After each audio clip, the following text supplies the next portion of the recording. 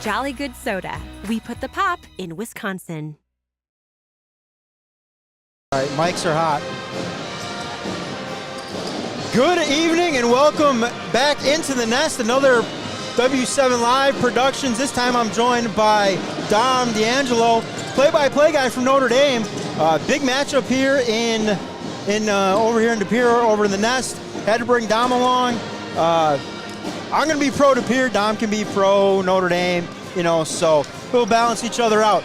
But Dom, the last time these two matched up, Pere, a young team, now they come in a little bit more seasoned. The 10-8 record doesn't really speak to the type of team they are. I think if this was a team that was playing at the beginning of the year, they might be up around the 13-14 win mark and a few less losses. Is it going to be enough to close the gap against a very good Notre Dame squad? I don't know. We're going to have to find out. We're going to get this one in before the boys' game. What I love about this is the gym's filing in, and it's going to be nice and packed. Yeah, you got to love the big game atmosphere, and you spoke to that 10-8 record, and that maybe not being the most accurate depiction. I think the 10-4 record in conference play definitely does. They definitely picked it up ever since that FCC play started. And like you said, really young team, maybe a little bit inexperienced. That first matchup at Notre Dame, this one is in their place, so it's always a good feeling to get that home cooking going. Absolutely. We're about 3.5 minutes away from National Anthem and starting lineups. We're going to step away here from our sponsors. When we come back, we will be live on the floor for National Anthem and starting lineups. Everything you've known to come and love out of W7. Presented by the Pat Connaughton Foundation and powered by Jolly Good Soda. They put the pop in Wisconsin. What's up, everybody? It's Pat Connaughton on behalf of myself and my Pat Connaughton Foundation. We want to thank you for tuning in. I started my foundation back in 2016 with the goal of creating access to athletics for the next generation of student athlete, especially in underserved communities. We do this through courts, clinics, and character. We've seen that kids who build habits through sport, they learn those translatable life skills that we teach: hard work, teamwork, leadership, accountability, discipline. The list goes on. They set themselves up for success both on and off the court later on in life. We've been fortunate to impact tens of thousands of kids over the last 6 years, and we hope to continue to grow in those three areas: courts, clinics, and character, so that we can continue to impact kids throughout the state of Wisconsin and even globally. Thank you for tuning in. Thank you for your support. And if you care to learn more, please visit our website, www.patconnaughtonfoundation.org.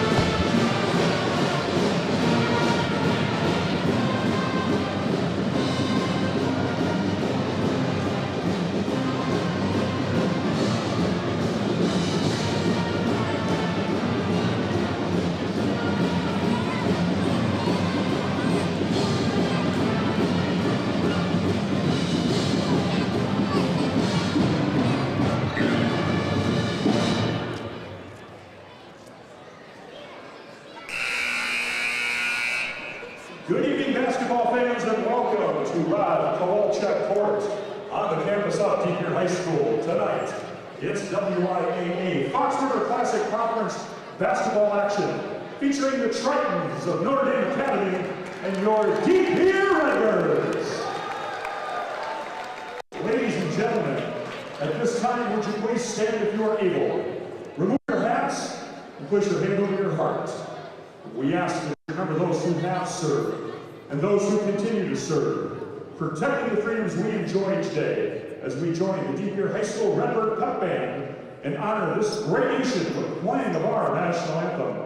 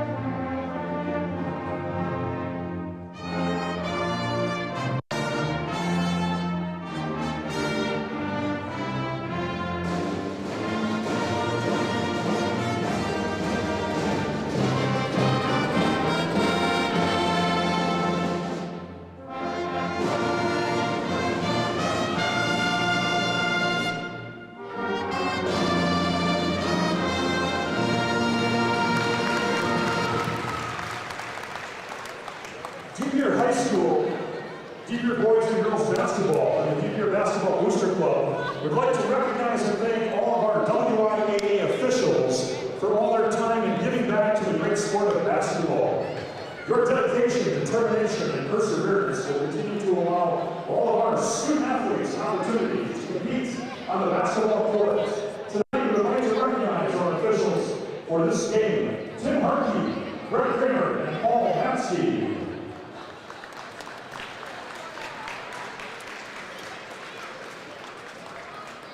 And now, head coach Sarah Brody. Please welcome the Notre Dame Academy Tritons. I'll see tonight's starting lineup: a senior, number 1, Hope Barrington. A junior, number 10, Trista Feta. A junior, number 11, Sydney Whitehouse. A sophomore, number 20, Peyton Musial. And a junior, number 24, Gracie Resch.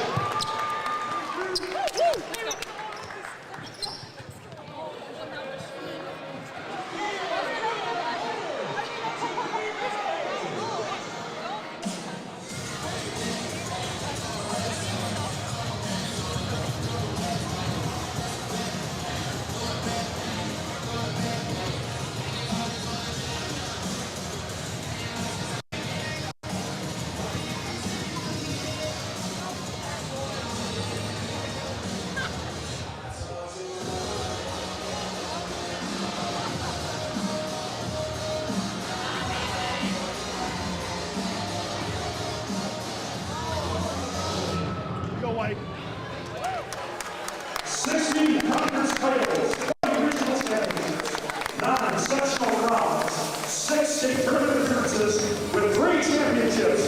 Redbird fans, it's time for Deep Here basketball.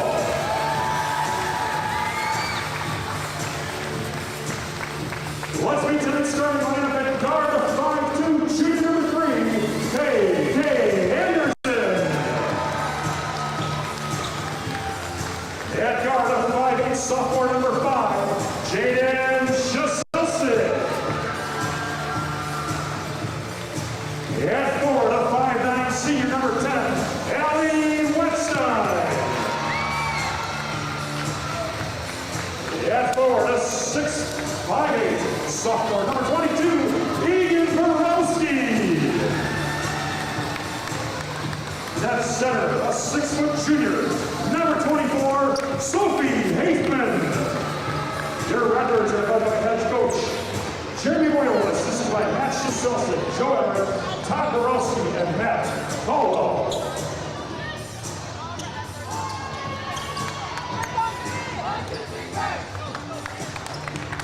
Fans, please welcome tonight's tip-off kid, Abby Gajewski.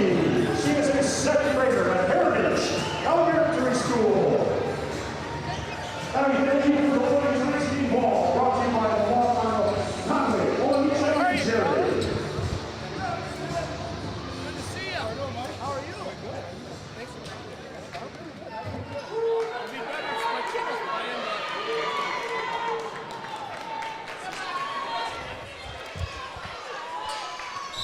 All right, Dom, how are we doing, buddy? We're all set, ready to go. Got a quick start right away. Loose ball, couldn't be controlled. It'll be Pere ball right away off the start. I'll let you handle the play-by-play. I'm going to try to keep the electronics flowing here tonight, buddy, and if I might look up from the broadcast, I might throw in a little comment or two. All righties. Well, with that said, we're off to a flying start. The tip was not controlled by the Tritons. They initially won the tip. So they tipped it out of bounds. Be possession to Pere then, huh? Try to get a scoreboard up for all of our great viewers at home or watching in the car or wherever they might be. And there's another loose ball. It's in the Got a deflection, it looks like. opposite side of the back court. And now here's Kaylee Anderson with it, working against Sydney Whitehouse. She gets it back at the top of the key.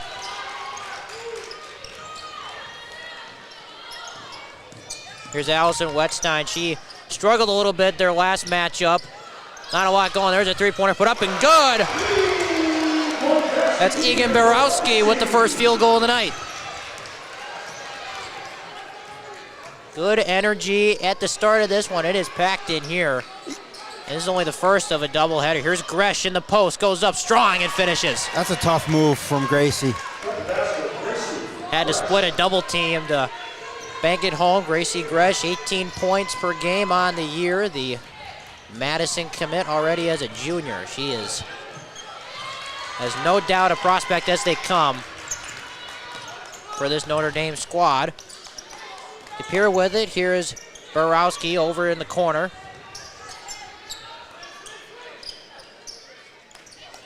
Try to adjust the camera angle on our main rig there for you guys. Here's a drive and a shot blocked by Whitehouse on Anderson, out of bounds. It'll be Pere ball.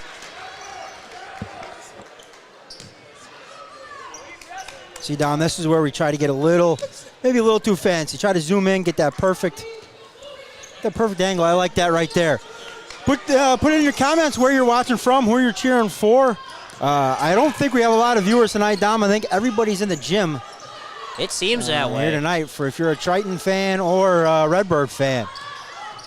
Great representation on both sides. Here's Feda, little room service, and the finish with the left.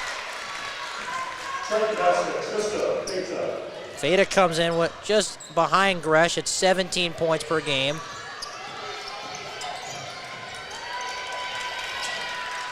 There's that press that is so common and so popular with this Notre Dame girls squad, and it forces a turnover. Saw it last year, it just kind of builds. They might not have early success, but if they can get the turnovers the final 4, 5, 6 minutes of the game, they'll wait that long. They'll just wear on you all night long. Without question, one of the most patient defenses you will see. Patient, but very aggressive. Very aggressive as well, which is a hard combo to try to find a counter for, and Barrington just traveled on a straight line drive. Great defense on the inside there by Sophie Hafman, turning Gresh away right at the front of the rim. Yeah, Hafman was the one Redbird who did not struggle per se in their last matchup. She had 11 points. She comes in averaging about 13 on the year. Here's some more good ball pressure from Peyton Musial on Borowski. Now here's a drive from Sisoletsky. Another steal. Feda dives on the floor for it. Comes up with Barrington. And she gets the layup to fall.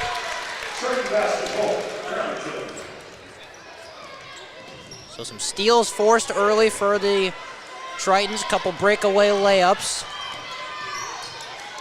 They've doubled them up here in the first few minutes. Hope one of 4 kids that average double figures for the Tritons. It's rare that you get that many on one team averaging double digits. So you got 4 of your starters coming into this game, all at 10 or more. There's a nice step through from Anderson, couldn't finish. Ball's tipped out, taken by Peyton Musial. Now the ball's knocked away from behind by Anderson, and Borowski comes up with it. Here's Sisoletsky over to Borowski. They go inside. Here's Hafman, goes up, couldn't finish. Ball's tipped out, and another long rebound for Peyton Musial. Feta in the corner. Barrington, she'll try a 3, and got it. You know, I was combing through the stats, and Barrington doesn't shoot a lot of threes, but when she does, she's very, very efficient. Hickson chooses her spots very well, and a lot of timely threes in a lot of games this year. Barrington's another one of those 4 that's at about 10 points a night. Here's Hafman inside, fouled. Shot won't go, but she'll get to the free throw line. The foul's going to go against Gresh.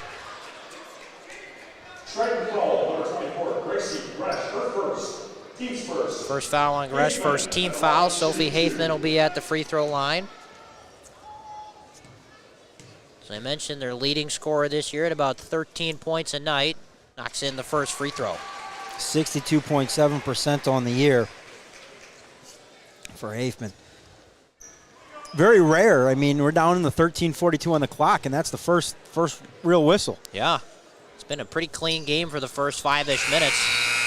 We'll have our first substitution. It looks like it's Kaya Waldrop who will come in for, looks like Peyton Musial. So Waldrop had a fantastic game in their last matchup at the Triton Center. A lot of great rebounding in that first one, and it looks like we may have a timeout on the floor.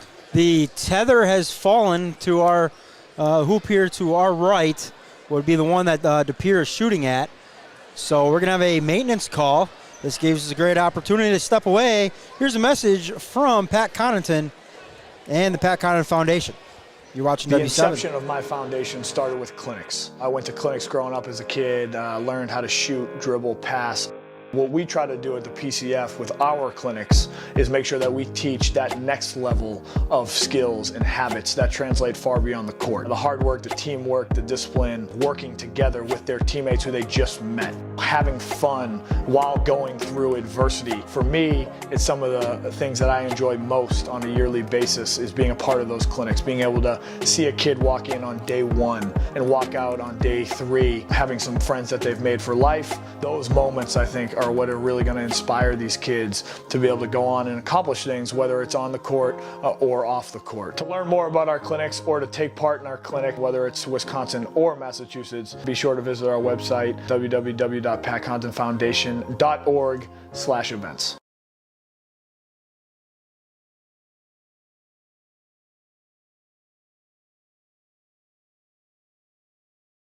We have done an incredible job all season sharing the ball, playing defense, talking on defense, getting the bench excited.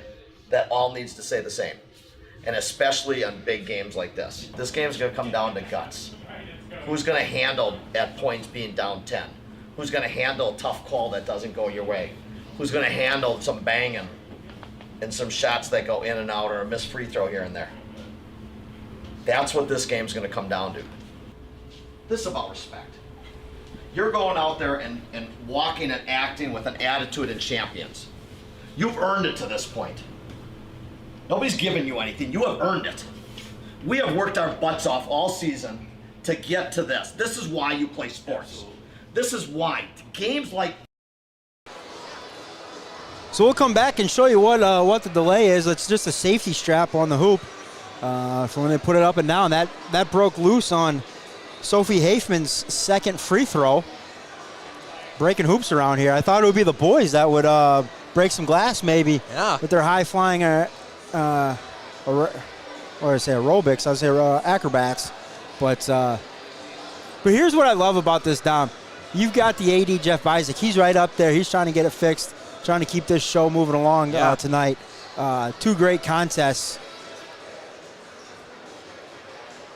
Of course, the call it the little matinee, the girls game leading us off, then the boys will follow. We're just going to have a call of the girls game here tonight, and then we'll get our Pat Connaughton Foundation Player of the Game interview in and leave way for the boys, and the Pere has a great broadcast of their own, and we'll step aside and let them handle the boys game. Yeah. I don't know that I've ever seen this before. I'm like kind of speechless when it comes to this. I mean, it's just, I'm glad it's something as simple as a safety strap, but they just taped it up. Hey, we got athletic tape. I mean, the training, beautiful. That's what we do. There it is. They had to get the old ladder out. So there's a first on W7. Never seen that before. Little history for you. Hope we never see it again. Anyway, back here, Notre Dame with the 9-5 lead. 13:39 left to go here, opening half in the nest. Feda with it on the right elbow. Gresh up top, looking to run a back cut. They do. Feda, bounce pass, wall drop inside, couldn't finish. Gets her own rebound, and now a travel. And there's something that he didn't see a whole lot of in that first matchup. A lot better fight on the glass, mainly the defensive glass from the Redbirds. They were killed on the offensive boards in that last matchup. There comes the Triton trap, and it's going to get a timeout from head coach Jeremy Boyle. He goes, you probably said, we talked about this, not picking our dribble up there, but nonetheless, 30-second timeout. We're going to keep it right here and head into these huddles. Show these coaches coaching their kids up, showing them love, and the kids showing them some love right back. Great eye contact. This is why we love what we do. It's a privilege to do it every night, and I wouldn't trade it for anything. Without question, without question. Definitely the best part about me being the lead voice for the Tritons is being able to see the interaction coaches have with their kids and how their players respond. It's really what sports is all about. So out of the timeout, 13-17, still a 9-5 lead for the Tritons. Anderson with a little razzle-dazzle on Whitehouse. Looking for some room. Still dribbling. She gets it over to Wetstein. There's Seseletsky with it up top. Tries to drive on Feda. Kicks it back. Anderson's got it. Poked away by Whitehouse. Loose ball. Whitehouse dives on the floor, and Gresh comes up with it. Feda looking to push. Gresh now has it. Gresh underneath. Fakes. Goes up. Scoop shot. No good, but she'll get 2 free throws.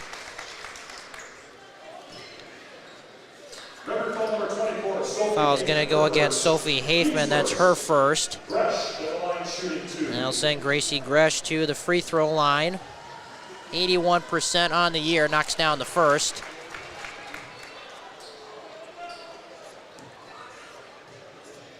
So Don, being the hometown broadcast for the Redbirds, it's we go Anderson. Nick's name is KK. Kind of like KK Arnold, but almost as good. KK might be going to UConn in a couple years. I like it. Probably on an academic scholarship more so than a basketball. I mean, KK is very good. Very good, no doubt about it. I like it. Not to the level of KK Arnold down in Germantown. But we love our KK Anderson and Jaden Shaselsik. That's a handful. Last year she had her older sister playing, plus her dad's the assistant coach. It was like just keeping those 3 straight was a family affair. Yeah. Speaking of affairs, Gresh having one with the rim. She banks down another layup. And it's now 13-5, and Gresh is now up to 6. That ball is knocked away. Whitehouse, it's going to be off of her foot, I believe. They'll stay with the Redbirds. You talk about Kylie Anderson really running the show for this team as far as being the point guard, the floor general. It's a heavy task, but I have to say in the 2 games I've watched her do it, she's handled it about as well as you can expect against this Notre Dame team. It's no easy job when you have the 2-time state champs in town, but she has handled the pressure that they've thrown at her pretty well. There's a foul against Barrington. as Wetstein tried to drive. Well, and you look at it, and you go back to the way last year ended at state for Pere, and you're thinking you're going to have Claire Bjorgi back and things. KK's a great shooter. Yeah. And you look at her maybe getting kickouts from Claire, and now all of a sudden she had to retool in the summertime and take over the point guard duties with Claire going down with a knee injury. But I spoke with her before the game, and she's almost back to being able to go through some light warm-ups with the team, which will be huge. Definitely a big boost. Anderson tried to fire it off of a Triton foot. Substitution for the Redbirds. Addie Tussle is going to come in. Pere looking for a stop. They trail by 10 with just under 11 and a half to go in the first half. Gresh inside, banks home another one. She's getting to her right hand whenever she wants. That's up to 8 points now for the Madison commit. Here's Tassel, just checked in. Watched by Whitehouse up top.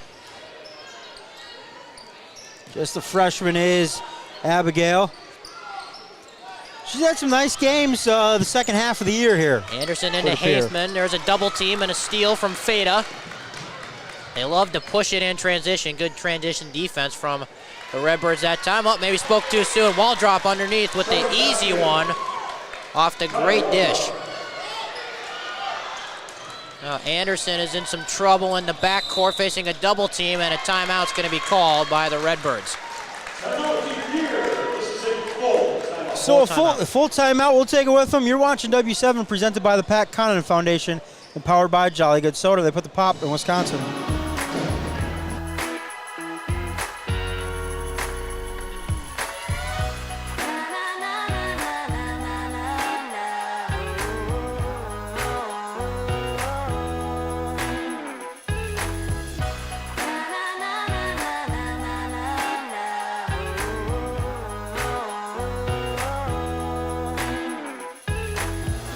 Jolly Good Soda. We put the pop in Wisconsin.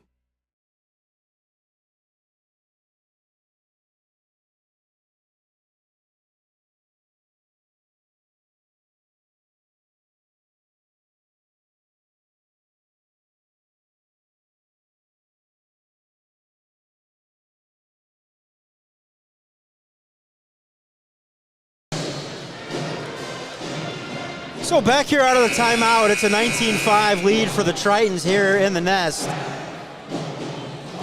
Tritons have been able to force some turnovers with the full court pressure, but more importantly, they have forced 2 timeouts to be called as well, which, you know, going down the stretch, if the things tighten up a little bit, could be costly. And foul goes against Gresh. That's her second, so something to maybe monitor if you're the Tritons a little bit. And right away, she's going to head to the bench. Hope Barrington checks back in. Gresh with 8 points so far. As I mentioned, averages about 18 on the year, so well on pace for that, maybe more. Surpassed 1,000 career points earlier this year. Here's another double team from the Notre Dame defense. A pass underneath to Haithman. Goes up, no foul, and Hannah Greisen, who just checked in with the rebound. Feta up top, not afraid to shoot it. Gets it over to Peyton Musial, gets it back to Feta. Everybody touching the ball on this possession. Here's Kaya Waldrop, tries to go up, throws up a wild shot, no good. And Tassel out of the skirm with the rebound. So under 10, it's a 19-5 lead. Gresh on the bench with 2. Joined by Whitehouse. She doesn't have any fouls, but sitting over there getting a breather. Prime opportunity here for the Redbirds to maybe cut into this a little bit. That's a lot of scoring on the bench right there. And speaking of scoring, Haithman, nice pass, and a foul is called, and Wetstein will head to the free throw line. Shooting foul number 5, Destiny Webster. It's going to go against Destiny Webster, who is Wetstein, shooting 2. not on the floor. I don't know who that's supposed to be on. Destiny Webster's number 5. I think they were going for Kaya Waldrop, who's 13. See who they give it to here. They changed the foul.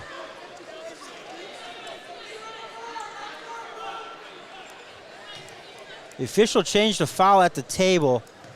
They haven't popped it up on the scoreboard yet, so I'm not sure who it is. I'm going to guess it's going to be against Kaya Waldrop. Looks like she made some contact. Second free throw from Wettstein is good. Here's Greisen over to Peyton Musial, the standout sophomore. Threw a pass a bit too hard for Feta to catch. And now Sydney Whitehouse will check in for Kaya Waldrop. They're actually giving that foul to Feta. Okay, so we were all off on that one. Trista Feta with the foul. Here's Wettstein, ball is loose, picked up by Tassel. They have to get it over the half-court line. And they don't. That is something you will see. I don't know what the numbers are on 10-second violations forced, but they do force, at bare minimum, at least one per game, it seems like. So another forced turnover. Feta over to Whitehouse. Feta pops for three. No good. Rebound knocked around. Whitehouse comes up with it. Thought about it. Gets it to Greisen into Musial underneath. Double dribble. And a double dribble. So last year, Dom, I was calling Sid weak side Whitehouse because she always seemed to be in the right spot, right time for those weak side rebounds. Yeah. Case in point there on that possession, gets him an offensive reload. Unfortunately, they couldn't capitalize off of that one. That last time out, Addie Chapman just checked in for the Redbirds. Looking to provide some sort of spark. Wettstein handles the pass. Over to Tassel. Anderson with it. They're doing a good job moving it on this possession. Borowski over to Anderson.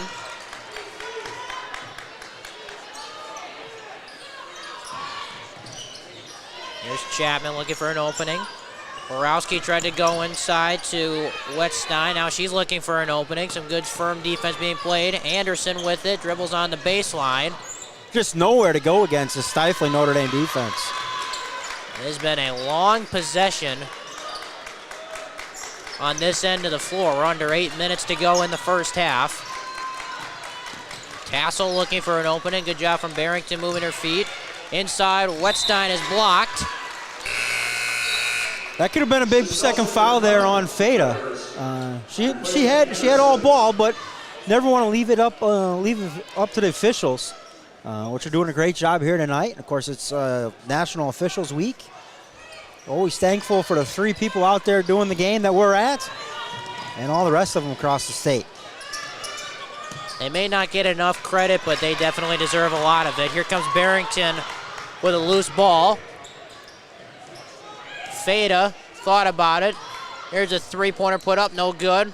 And the rebound is taken by Tassel. Now she's stuck in the corner, and she stepped out of bounds. You can just feel that turnover building because I saw Gracie Gresh stand up, so the Waldrop on the bench, and the rest of the Tritons stand up. And you can just feel it coming, you know? They could sense it from 70 feet away. Another substitution. Sophie Hafman's going to come back in for Addie Chapman. Hafman, a little bit of a struggle in the scores column so far in this one, and Kylie Anderson, it looks like, just checked in as well. Trying to find a spark. They go inside. Whitehouse kicks it out. Musial, she can shoot it. Shows why right there.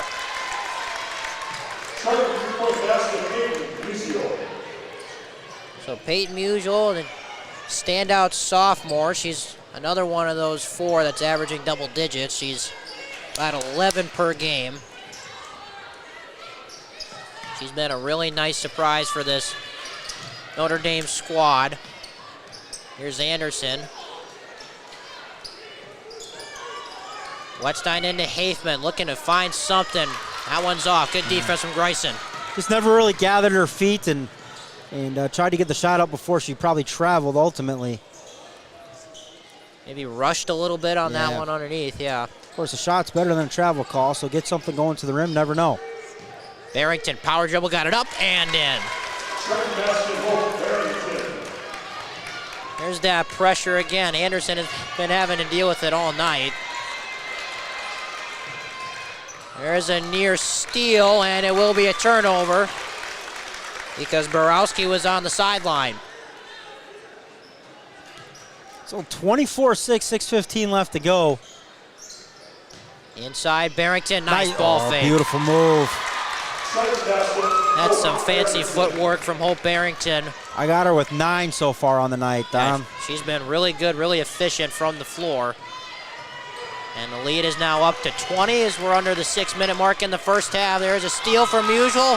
What a pass in Feda. Some more room service.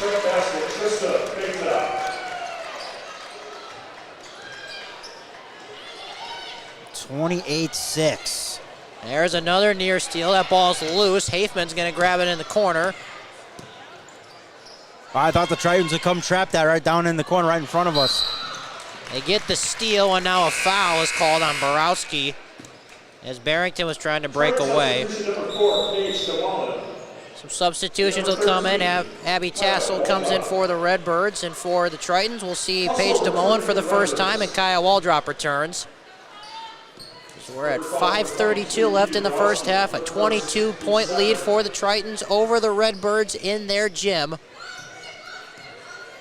Let us know where you're watching from, who you're cheering for. Put it in the comments, Facebook, YouTube, wherever your platform you're watching on. There's a steal. Here comes Sisseljack, and a double dribble, I believe, was the call on the floor.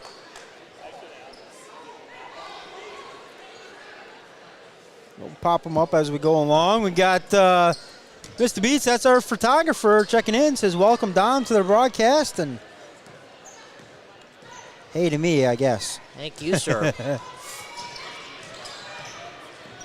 Here's Feda looking for an opening. Scoop shot is good.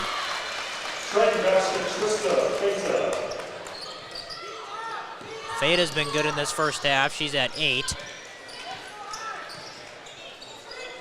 And the lead is ballooned to 24 as Anderson looks for somewhere to go with it. Nice move from Sisoletsky, goes up, shot no good. Hafman the offensive rebound, and that's a foul. That's another foul on Feda. That's going to be her second. So Gresh and Feda both with 2 first half fouls. We have not seen Gresh since she picked up her second foul. Well, actually, they're saying it's Feda's first. We're going to have to double check at the break. Free throw's good from Hafman.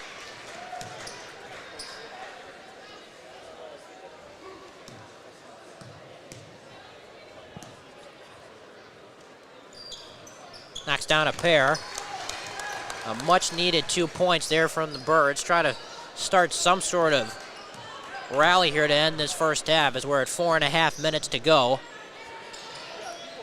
Yeah, you got to look at, you're down 22, see if you can't maybe get this to in 12, 14-point range here. I would think if they go in with a 15-point deficit at half, which that's not going to help. Feda says, not so fast, my friends. There's another 3-pointer from Trista Feda. And the lead is back up to 25 on the Feda triple. She comes in a really good 3-point shooter. It says here 50% on the year, which that seems pretty realistic with how many threes she knocks down at a really high clip.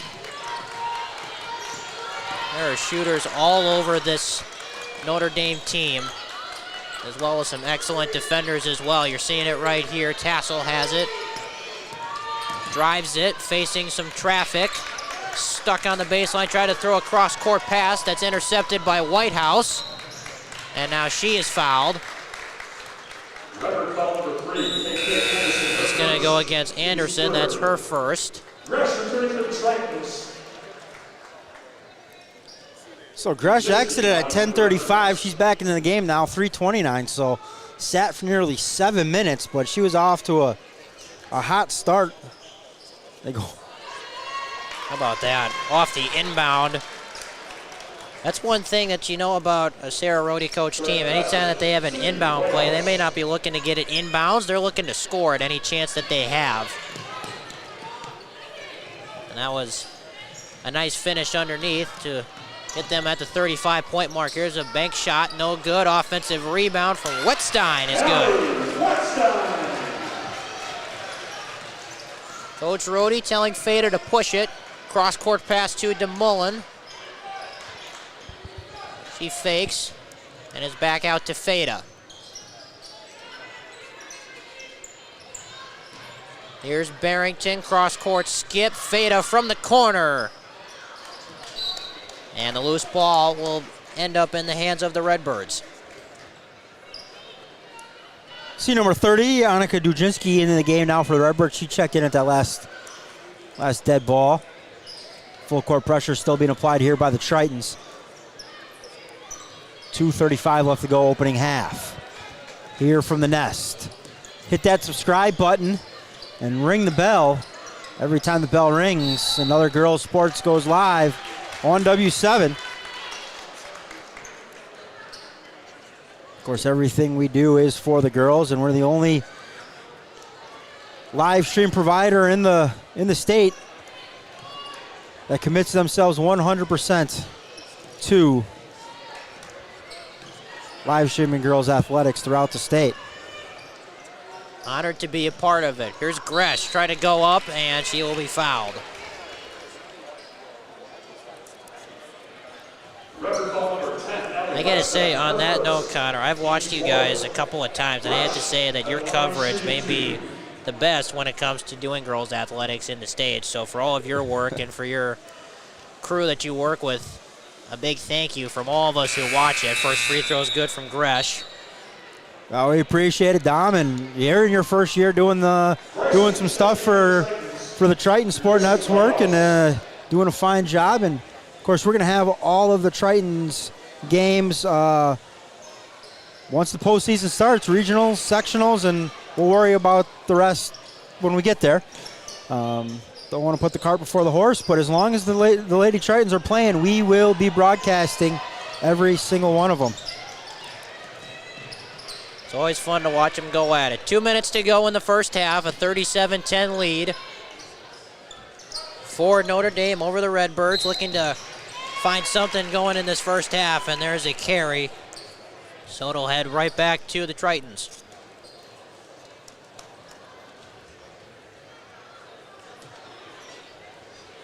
So this will be big if Gresh can get out of the first half with those two fouls. Not pick up another cheapy third on a charge or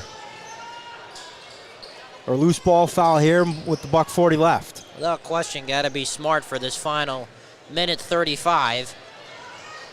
The Tritons hold a commanding 27-point lead, looking to find a good shot here. Bryson with a left-handed pass knocked away, and Hafman with the loose ball.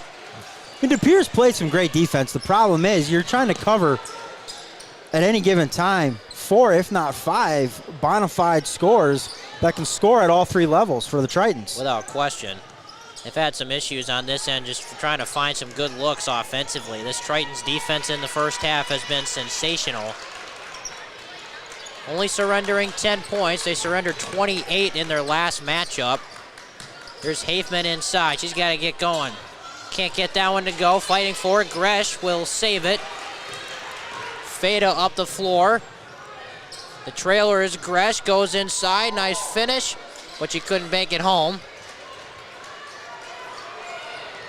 This is a Notre Dame squad that averages nearly 82 points per game. So they're close to their average, but the Tritons have held them underneath. And there's that third cheap foul right there. Gresh unable to avoid getting out of the first half with just those 2. That's a big call there. And probably not going to come into play in this game, but you get into maybe a regional final, sectional semi, or that sectional final maybe against the Beaver Dam squad. They have the weapons that could make you pay if Gresh has to sit in an extended period of time with foul trouble. Peyton Musial came in for her. Now she picks up the foul. Patty Chapman and Egan Borowski checked in for the Redbirds as well for the final half minute. That's the 7th team foul. So a 1-and-1 bonus shot here. Free throw is good from Seselewski. And now Sidney Whitehouse is going to come in. Man, they rotate him in and out as quick as they can here. You look at Shashelsik, 81.8%. She's missed some time with some injury, but I say, hey, get to the free throw line more, young lady. One of their best free throw shooters without question. Went 1 for 2 on that trip. 20 seconds to go in the first half. Musial with the ball up top over to Hope Barrington, who's had a fantastic first half. And now they may hold for the final shot. Feda's got it. Starts to work, spins. Defender fell down. Feda goes up and scores. And that is how the first half is going to end. So we ended half. Triton's 39 to Pere 11. We're going to take a quick break. We'll come back with some first half numbers and a second half inbound. You're watching W7, presented by the Pat Connaughton Foundation and powered by Jolly Good Soda.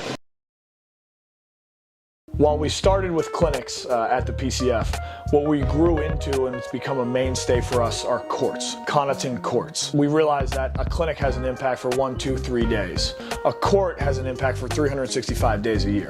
I was a product of a community center, Fidelity House back home, in which the court was utilized for everything. We want to continue to find places like Fidelity House to partner with, to the point where these courts are providing a safe place for these kids to play. They're providing a place for these kids to learn from mentors, coaches, volunteers that will impact them far beyond the playing surface. We've been fortunate to partner with places like Og Prep, St. Marcus, and Neighborhood House that really preach the values that we take pride in at the PCF. They can develop these habits that will attribute to their success in the years to come. Visit www.patconnaughtonfoundation.org/courts.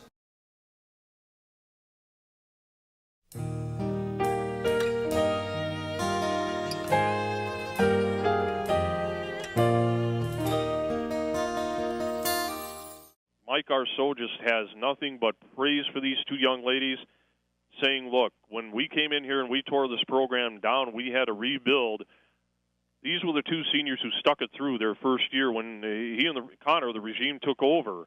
And everybody else basically went by the wayside and said, it's too tough. I don't want to do this.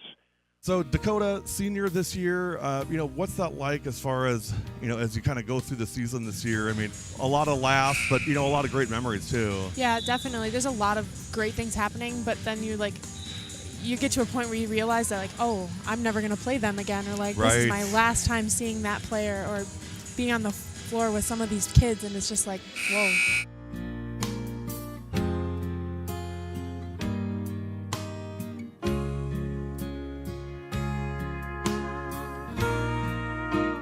Boy, what a great pass. Beautiful pass from Kreeser there.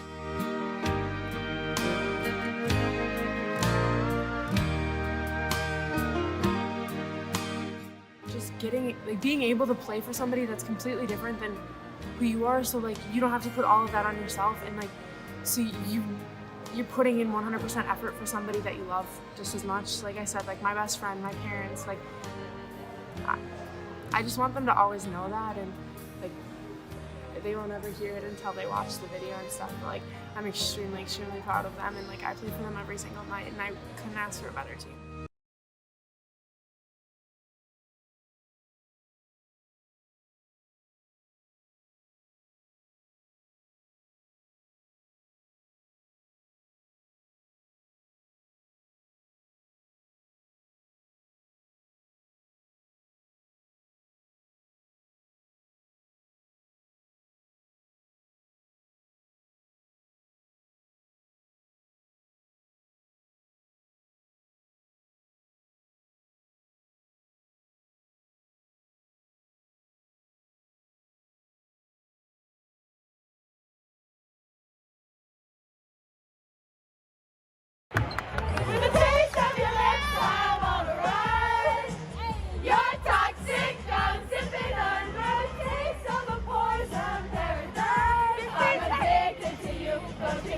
that you're toxic.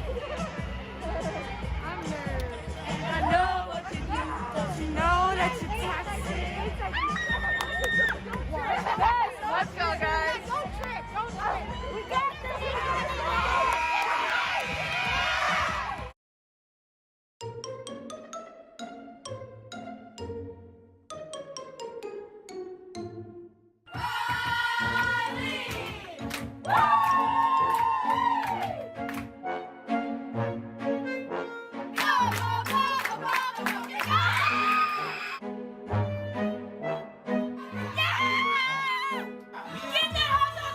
Yes, Ed, there is a hot dog with relish in the Oak Creek dugout.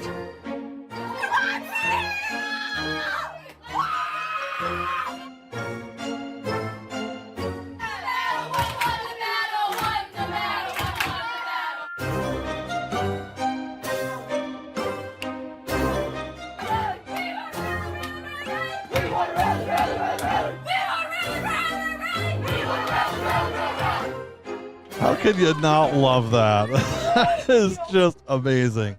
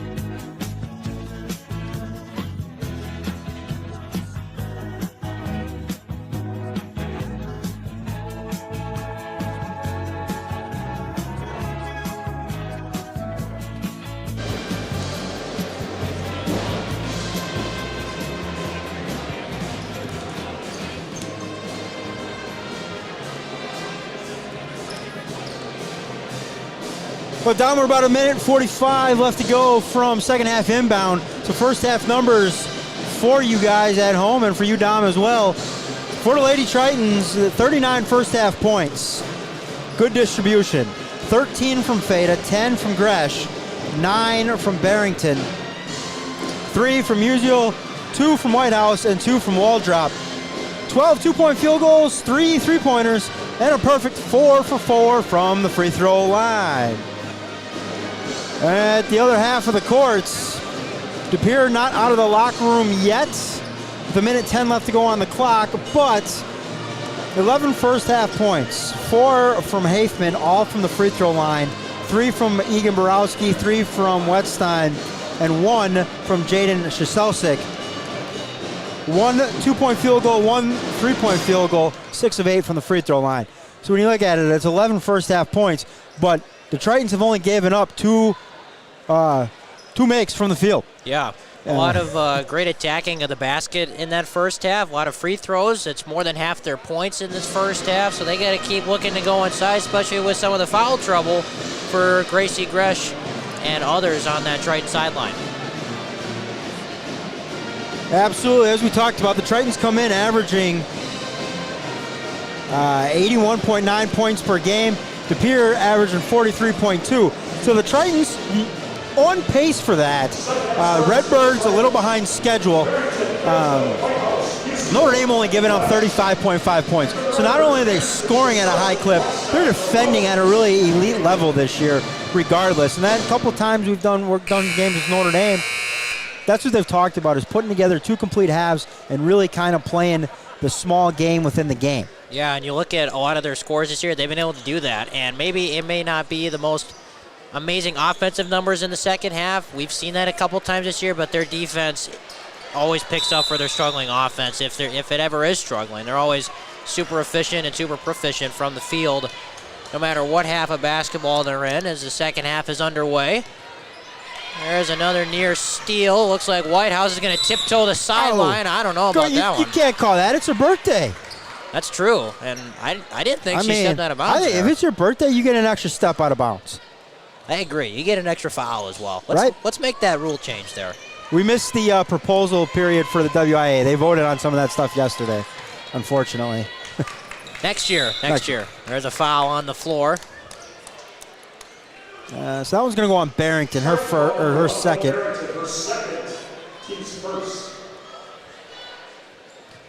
Second on her. That's not a huge player to worry about as far as foul trouble goes. No, but if you're the Tritons, you want to, every half, stay out of foul trouble and keep the other team off the free throw line. Without question. Right? When you're playing that little game within the game, right? You're playing those mini games. There was a tough pass from Hafman, and unable to save it out of bounds. Borowski had to go into the bench to try to grab that one. So a couple turnovers early. We're not even a minute into the second half.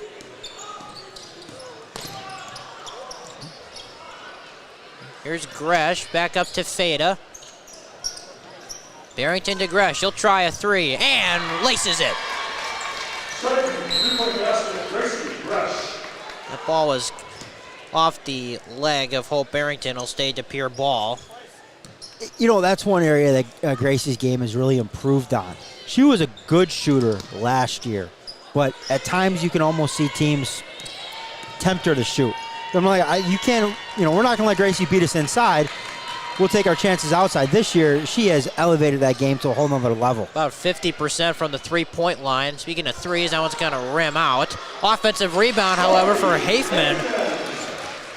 That's what she does best. Get on that offensive glass and finish around the basket. She's up to 6 on the night. First bucket from the field. Everything else from the free throw line. Usual had to retreat to go get it.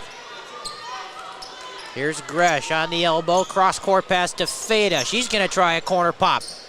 No good. Gresh was inside fighting for it. Make sure to get her hands up to avoid a potential foul call. Well, that's where that cheapie at the end of the half, that third cheapie, comes into play.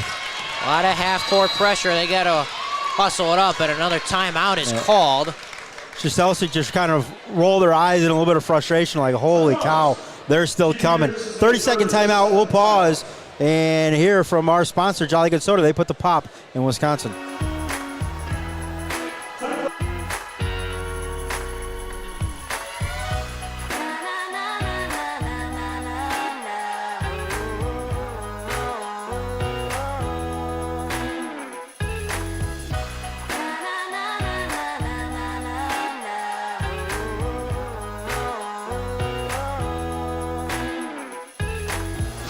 Jolly Good Soda.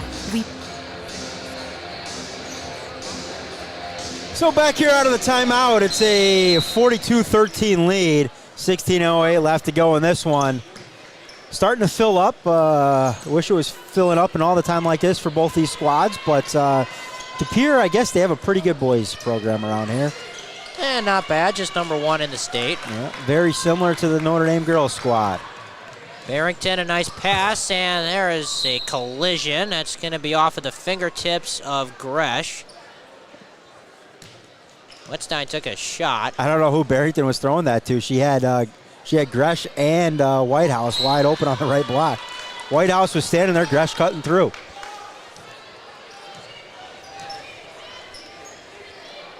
Here's this pressure again. They go 4 across. Hafman with the ball. Back to Wettstein. And here's Sisoletsky. They do get it across half court. That can be a challenge at times, as we've seen. There's a steal. Feta comes away with the ball. Rifle pass down to Whitehouse. Another dime for the all-time assist leader in Notre Dame girls history, Trista Feta, with a beautiful cross-body pass. And Whitehouse was able to finish it. Now there's another trap in the backcourt. Nearly stolen, and Hafman's going to get an easy one. She couldn't finish. Wettstein battling for it, kicks it out. Here's a three-pointer put up, and good. So that's a good sign for the Redbirds. I mean, clearly you're not going to come back and win this one, but you need to sustain momentum. The momentum they've built in this kind of second half of the season. Game like this where you can show you can compete and hang in there, as Gresh tried to flip it up, no good. Well, I think last year there's a couple key points for the Redbirds in their season. Obviously the big loss at the beginning of their Germantown, but they came to Notre Dame late in the season, and they had the lead multiple times down the stretch. Yeah. Ultimately, Notre Dame would come back and come out on top in the closing moments, but that showed them that they can compete with a state-level team. Fast forward a couple weeks later, they go down, they knock off a good DHSA team, then they knock off Germantown, and then they're playing at the Rush Center. How quickly things can change in sports at any level there. That's a great story. I was a little unfamiliar with that, but yeah, I mean it was a fantastic end of the season with them. I mean they just ran into a buzzsaw in the opening round against Kettle Moraine, and of course Kettle Moraine went on to win the state championship. I was gonna say there's no shame in losing to them. See the call here. It's gonna be a personal foul on the Redbirds. Dujinski. And to your point, they've played a lot better as of late. They've won 2 straight coming into tonight. They're 11-8 overall, but they're 10-4 in FRCC play. So they definitely know how to handle themselves in conference play. Musial couldn't get the layup to go. Loose ball, Feta with the left-hand dime. And Musial with the layup. It's another one. Feta averaging 6.6 assists per game. But of course, when you got 4 other bona fide scorers out there on the floor with you, my assist total would have been high too when I was sitting on the bench. Yeah.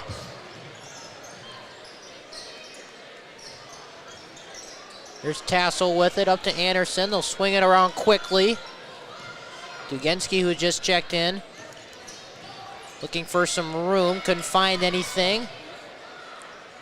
Anderson, man, she has been running around all night. She has to be made of steel or something. She is just a bundle of energy. She's played close to the entire game. I don't remember seeing her check out, and if she did, it was only for a quick breather. She checked out at halftime. She got a halftime breather, and that was it. That sounds about right. Yep. The mandated halftime breather. And to go to distance against the tenacity that Notre Dame plays with on the defensive end. Speaks a lot to her character. Absolutely. Tassel looking to drive, had to pull it back. Good defense from Whitehouse. They go inside to Hafman. Couldn't finish. It's a nice turnaround, though. That was definitely a good look. They've had some decent looks in this game. Gresh kicks it out. Whitehouse, Feta thought about it. Here's Barrington in the post, kicks it out. Musial's gonna try a three-pointer. Got it.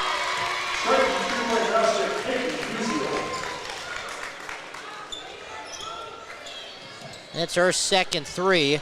I'm behind a little bit on the scoreboard. 49-16 is the accurate score. 12:22 left to go. So Musial just knocked out a three. I was already receiving some offers from various colleges as she's in her sophomore campaign. Ball is tipped out. Whitehouse with a strong rebound. It'll be a jump ball. Possession arrow in favor of the Tritons. Gresh initially tipped it out.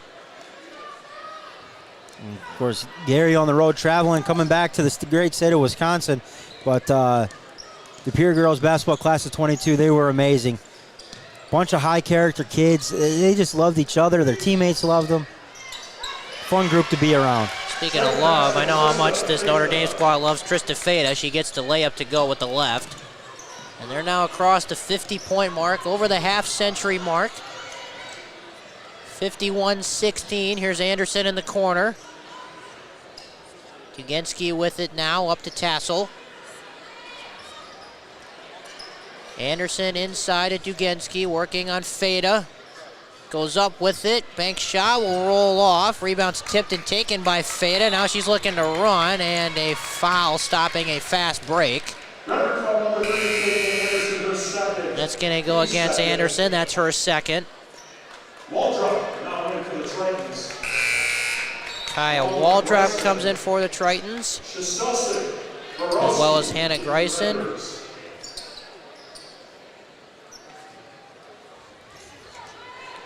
So Seletsky and Borowski come in for the Redbirds at that last stoppage in play. Here's Sydney Whitehouse inside. Gresh banks it home.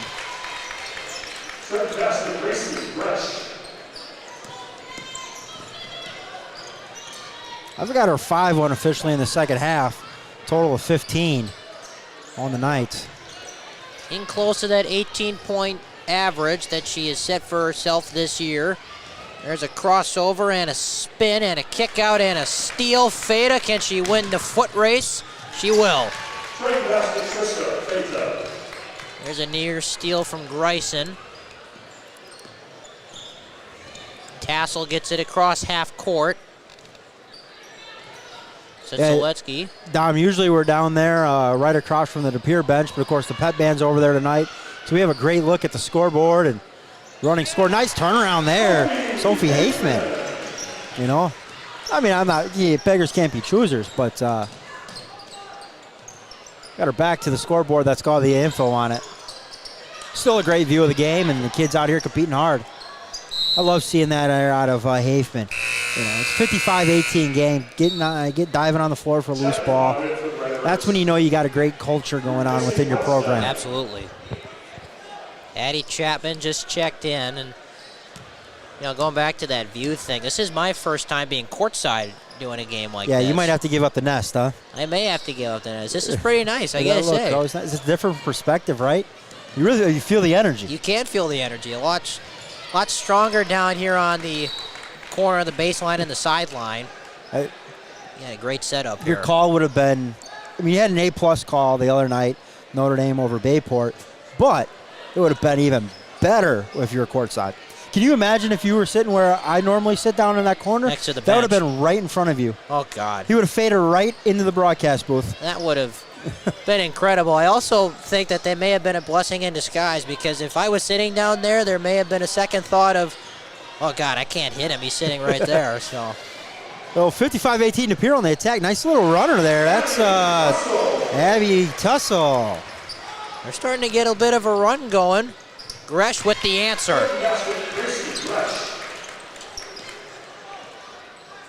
So she's now up to 17 points as we're at 9:20 left in regulation. Redbirds and Tritons, there's a blocking foul on Feda. She can't believe the call. That's the second foul on Feda. We got that corrected at halftime. Second on her, and Paige DeMullen is going to come in for Sydney Whitehouse. You know, Dom, I talked to Paige earlier this year. You got to tone down the shoe color a little bit. Yeah. You know, I mean, you walk out there and it's like, I'm here, which is good, but the official also sees you. There's another foul on, that's definitely true. There's another foul on Feda. That's her third. They call her for the push, and definitely when I'm doing games up in the Purse, you cannot miss Paige when she comes out onto the floor. That's for certain. You look at this one right now. You've got basically the neons going against each other. DeMullen and Tussle with the kind of the contrasting color. Yeah, there. The teal. Everybody else has kind of got white. They're a little subtle. Black shoes there, and Chaselsic. With the white trim, white sole underneath. Looks good. And travel there for Sophie Hafman. She would have been open on that pump fake that she set herself up for there. Just put her foot down before the ball. No, I mean, she's 29.4% on the year. I'd let it fly a little bit. You may as well. They haven't shot a lot of threes in this game. Sometimes against Notre Dame, the first available shot is the only opportunity you're going to get. Or I should say the cleanest look. Definitely true. So 57-20, 8:25 left to play here in this one. Of course, stick around after the game. We're going to get a interview in with our Pat Connaughton Foundation Player of the Game. That'll come from the winning squad. DeMullen now with it on the right wing. Tried to find Gresh. He'll get Feda. And there's a block underneath.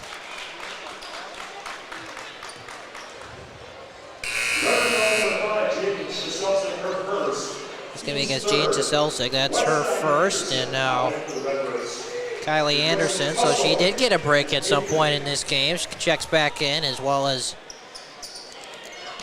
Allison Wetzstein. There's a foul, and there'll be two shots. Looks like Hannah Greisen will get to the free throw stripe. You know, some of these last couple fouls, the one on Chaselsic, the one there on Borowski, it's tired. The legs are just tired. They've been pressed. They've been pressured out to the three-point line and beyond. Your legs are just gone, and they're just a half a step slow getting to where they need to go. They were there in the first half, but now it's just that full court pressure from Notre Dame wearing on them. That's one thing. If there's anything that you can take out of a Sarah Rhodey coach team, their conditioning is fantastic. And you look at players with big minutes, you look at Gresh, Feda, Hope Barrington, they don't look really that fatigued, and you can certainly guess that they are. No one's going to be 100% ready to go with under 8 minutes to go in a ball game when you've been playing a long time, but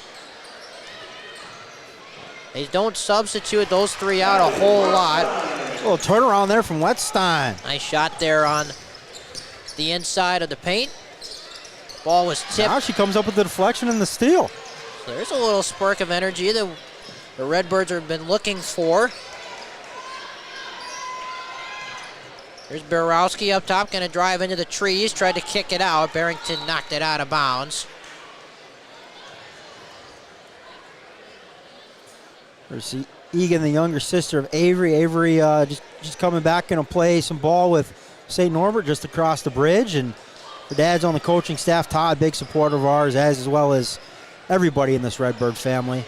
You know, you coming from the Notre Dame side, I've done a lot of stuff with the Pere. Tell you what, we're almost going to get the broadcast started, Dom.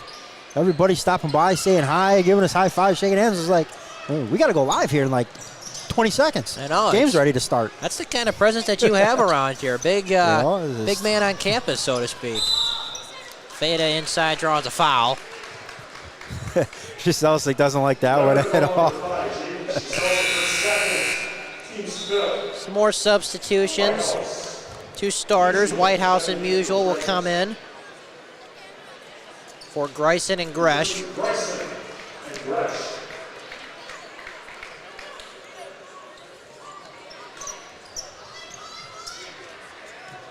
Feta looking for an option, chooses DeMullen. Near 5 count there. That's a rarity for Tritons. Now there are hands put on Musial as she was driving. It's going to be against Borowski. That's her 3rd foul. 6th team foul, so 1 more and they'll be in the penalty. Inbounded a bit quicker. Whitehouse gets it on the return. Nice dish to Barrington, kicks it. Musial lost it for a second. Tried to step through and she traveled. One too many, yeah.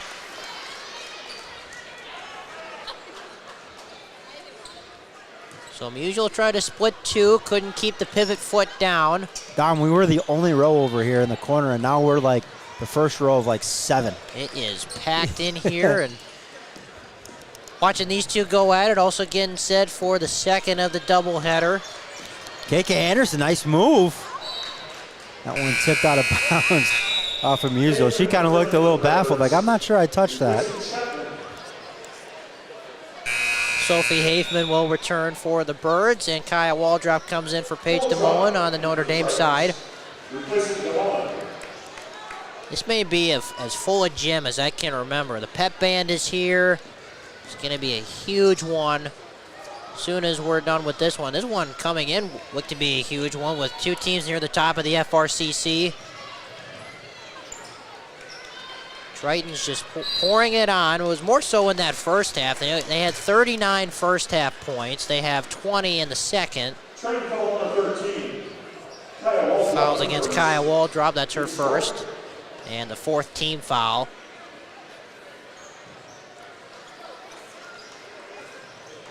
Here's a pass into the corner. Now there's a steal by a Waldrop. And she's going to win the breakaway. Everybody getting in the scores column on the Notre Dame side. Bench erupted after that finish from Kaya Waldrop.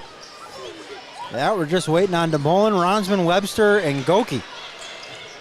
So you got 3 sophomores that still need to check in. DeMullen is set to check in at the next stoppage and play. And then it'll be a perfect night with everyone scoring if they get those last 3 in. They usually substitute those last 3 in if it's a game like this with around 3-ish minutes to go, maybe 3.5 minutes to go. Here's Wettstein, kicks it out.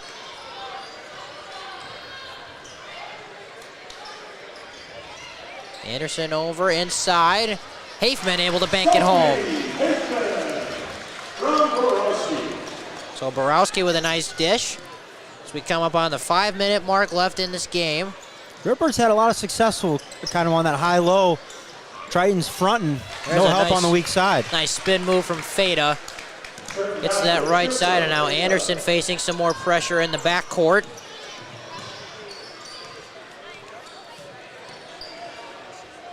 Gets it over to Wettstein.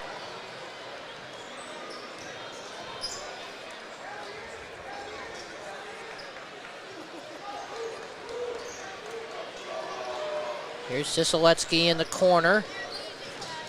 Calls for a clear out. Musial wasn't biting. Hafman now has it in the corner. Didn't want to go inside. Anderson looking for options. Feta's done a pretty good job on her all night. Anderson's gotten the best of her a couple times. There's a nice kick out. A drive, a step back J. Nice behind the back from Shiselsa. Just couldn't get it to go.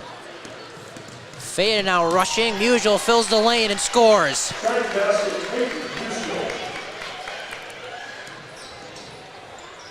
So Musial came on a bit in the second half.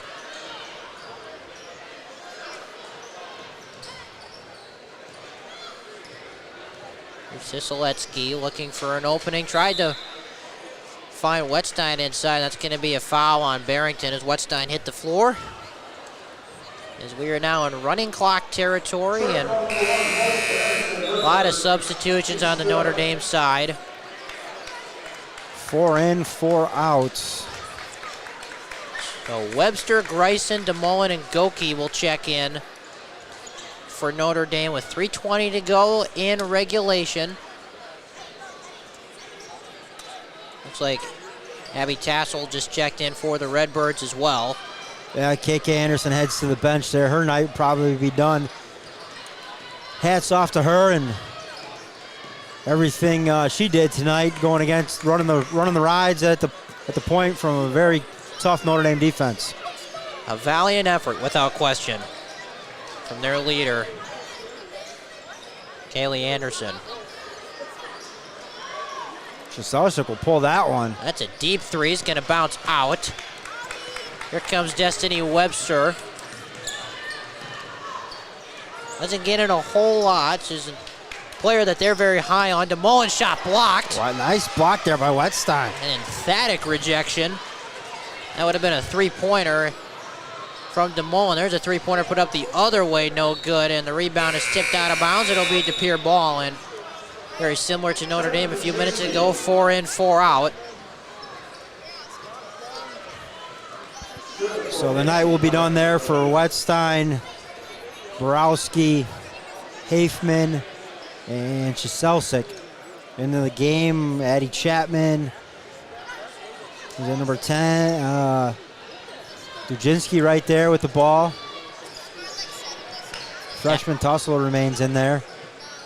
She's the one player that did not sub out at that last substitution. There's a takeaway from Greisen. Kohansky in the game as well for the Redbirds. Webster has it up top. Greisen over to DeMullen. So a minute 40 left to go. They go on the wall drop, kicks it out. Greisen's going to tee up a three. A little bit short. And Goki with a loose ball foul. You're in the scorebook now, Morgan. That might be the one category other than turnover that you don't want to be in the scorebook for there. It's right. Good aggression on the offensive glass, just committed a foul. Stick around after the game for our Pat Connon Foundation Player of the Game. We're going to try to sneak in an interview at the conclusion. Right before the boys get going, and what has turned out to be a huge crowd, a big game. Notre Dame and DePere always is, no matter what sport. Webster with the takeaway, cross-court dish. Goki's going to tee up a three. That one way off. And an over-the-back foul, I believe, is going to go against Maddie Kohansky. So we're at 45 seconds and counting left. No, they gave that one on Greisen. I didn't quite see They that. were saying she was kind of hooking to hold the spot a little bit. So Kohansky will shoot one in the bonus. Greisen just checked out, so Kendall Ronsman will get a chance on the floor. She may not get much of an opportunity as the clock keeps running, now down to 20 seconds. Free throw there is good. And this should, in all likelihood, take us to the end of this game. With 10 seconds to go. So 65 points for the Tritons. So good defensive effort for DePere, holding them 15 under their average. Especially in this second half, they definitely tighten things up. But Tritons hold the Redbirds to 26.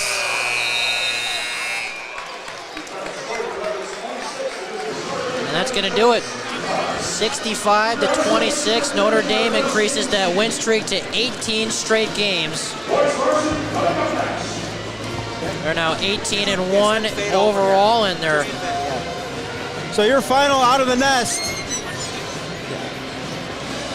Notre Dame 65, DePere 26. Of course, big thanks to our AD Jeff Bizek for having us out, along with the DePere coaching staff. We're going to take a quick break. We'll come back with our Pat Connon Foundation Player of the Game. You are watching W7.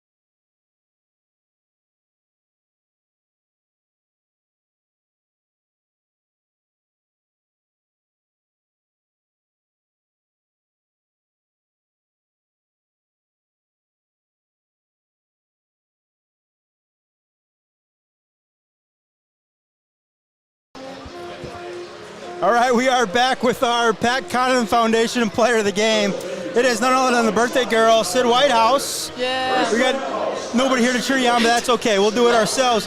We got everybody we need behind us there. Is that your mom? Yeah, that's my mom. Yeah, aren't they embarrassing? It's okay. I'm used to it by now. Sid, I mean, talk to me about that game. You know, we've talked before. There's been, moments where you guys haven't quite put together two halves of basketball. That was a pretty solid game with two halves of basketball, especially on the defensive end, something you guys take pride in. Yeah, I think going into this game, we just really wanted to focus on ourselves and what we can do and how much we can improve on.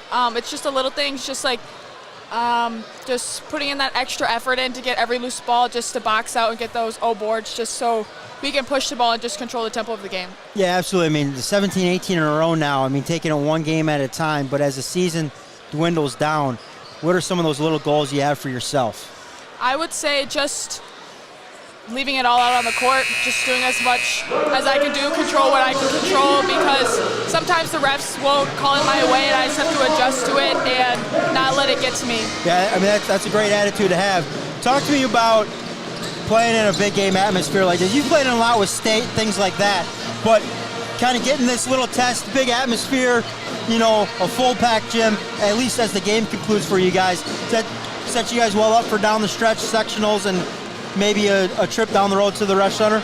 I think it's really nice to have this atmosphere just because there's a lot of energy here, and there's also a thing that we can't let it get to us. It's going to be loud, it's going to be rowdy, but we just have to lock in when the time has come. Absolutely. Sid Whitehouse, hey, I'm going to let you go. I saw some treats that they're bringing in before. You might want to get your hands on those. Yeah. If there's an extra one, bring it to your favorite W7 broadcaster. Oh, for sure. Don't feel obligated, but hey, back in action on W7 on Saturday when you guys go down to Hortonville. That'll be a big one. Oh, yeah. Have a good day of practice tomorrow. Stay healthy. And we'll see you guys down in Hortonville on Saturday. For Sid Whitehouse, for Dom D'Angelo, and big thanks to Jeff Bisek, the Pere AD, and of course Sarah Rohde for everything they do for us. When we come to Notre Dame, two programs that have supported W7 unconditionally in everything that we do. We couldn't be more thankful for them. You've been watching W7, doubleheader tomorrow night, and then these Tritons are back in action on Saturday against Hortonville. You've been watching W7. The Pat Connaughton Foundation prides itself on the impact that we have. We started with clinics, we've grown to courts. Our new coming initiative is character, aka scholarships. How do we find a way to have an impact on a kid that will change their lives forever? We want to find ways to help reward those student athletes, help get them access to a better high school, a better AAU program, a better college, both on the court, but especially off the court. We want to someday have many kids that say, I wouldn't have been able to get to where I am today if it wasn't for the Pat Connaughton Foundation. We can't do that ourselves. We do that through people like you. We're excited to launch the endowment program for scholarships in the next coming years, and we want to make sure that you stay up to date on all of the things that we're doing at the PCF. Be sure to follow us on social media, be sure to visit our website on a regular basis, and be sure to sign up for our newsletter. Thank you again for your support, and at W7, it's for the girls.